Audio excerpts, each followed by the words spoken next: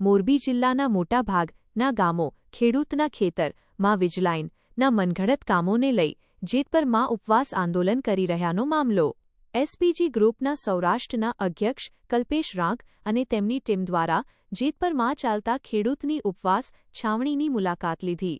SPG group Gujarat અધ્યક્ષની સૂચનાથી SPG group સૌરાષ્ટ્રની team દ્વારા ખેડૂત સમર્થન સરદાર પટેલ સેવાદળ મોરબી જિલ્લાની સાથે સાથે ગુજરાતભરના ખેડૂતોને પડતા નડતરરૂપ પ્રશ્નો સામે વિરોધ પ્રદર્શનમાં એસપીજી ગ્રુપ સમર્થનમાં એસપીજી ગ્રુપ સૌરાષ્ટ્ર અધ્યક્ષ કલ્પેશ રાંક તેમની ટીમ દ્વારા જેતપર ઉપવાસ છાવણીની મુલાકાત લઈ લેખિતમાં ઉપવાસ છાવણી પર બેઠેલા ખેડૂતોને લેખિતમાં પત્ર આપ્યો। એસપીજી ગ્રુપના સૌરાષ્ટ્રના ખેડૂતોએ આહવાન કર્યું કે આંદોલનને તોડવા માટે સરકારની એબીસીડીની ટીમ મહેનત કરી રહી છે પણ અડગ રહેવાનું છે। સરકારની એબીસીડી ટીમ આંદોલન તોડવાની કોશિશ કરી રહી છે પણ આપણે આપણી વાત સાથે અડગ રહેવાની વાત એસપીજી સૌરાષ્ટ્ર અધ્યક્ષ કલ્પેશ રાંક ઉપવાસ છાવણીના મંચ ઉપરથી કરી। SH24 ન્યૂઝ ગુજરાતી સાથે હેમંત શેખવા જેતપુર। જય જવાન જય કિસાન જય જવાન જય કિસાન। શ્રી સરદાર પટેલ સેવાદળ એસપીજી ગ્રુપ એટલે કે જે પાટીદાર અનામત આંદોલન જે ચાલુ થયેલ 2015 એ લાલજીભાઈ પટેલના નેતૃત્વમાં જે મને સૌરાષ્ટ્ર અધ્યક્ષની જવાબદારી આપવામાં આવેલ છે। મારું વતન છે રાજકોટ જિલ્લાનું જેતપુર ગામ, જેતપુર અને આ જેતપર। તો મારી પહેલી ફરજ આવે છે કે ખેડૂત આંદોલનમાં ક્યાંય પણ જરૂર પડે ત્યાં મારા સંગઠનની અને મારા સંગઠનના તમામ હોદ્દેદારો અને તમામ પાટીદાર સમાજની જવાબદારી આવે છે કે ખેડૂત આંદોલનમાં ખેડૂતોને પડખે રહેવાનું સમર્થન એસપીજી ગ્રુપ આપી રહ્યું છે। એસપીજી ગ્રુપની બે લડત ચાલે છે।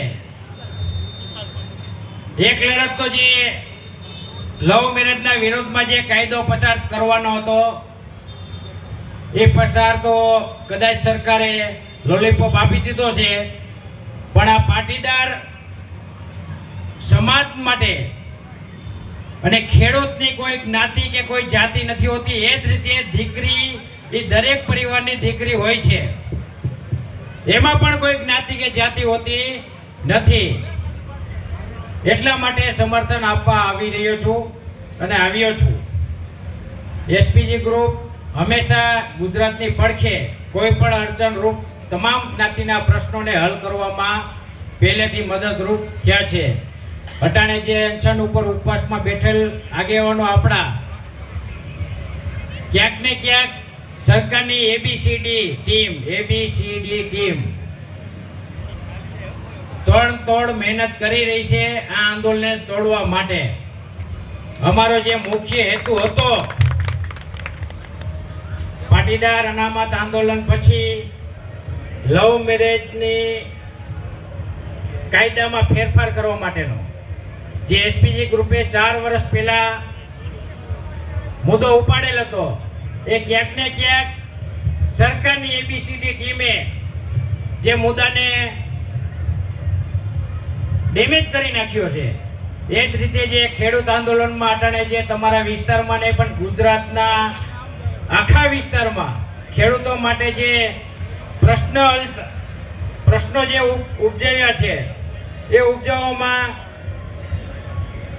ક્યાંક ને ક્યાંક જે અનશન ઉપર ઉતરી રહ્યા છે આપણા આગેવાનો, એમને તન તોડ મહેનતથી રાતને દિવસ જોયા વિના જે તેમને તેના પરિવારનું તેમના શરીરનું અને તેના કોઈ વિચારોનું જે મન મૂકીને જે અટાણે ખેડૂતો માટે સમર્પણ આપ્યું છે એને અમે સમર્થન આપવા આવ્યા છીએ અને લેખિતમાં અમે સમર્પણ આપીએ છીએ કે જ્યાં પણ જરૂર પડે એસપીજી ગ્રુપની અમે તમારી સાથે છીએ।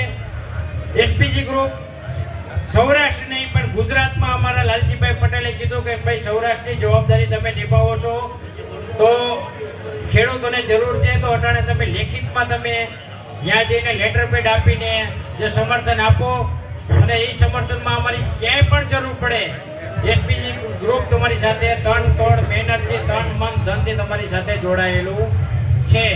પણ એક ધ્યાન રાખજો, આંદોલન में સરકારની એબીસીડી ટીમ બધાય પાટીદાર સમાજમાંથી પણ હોય ને અન્ય સમાજમાંથી પણ હોય, પણ એક વિચાર રાખજો, જે સ્ટેજ ઉપર અનશન ઉપર બેઠેલ વ્યક્તિ છે એ ખેડૂતના હિત માટે અટાણે અનશન ઉપર ઉતરેલ છે.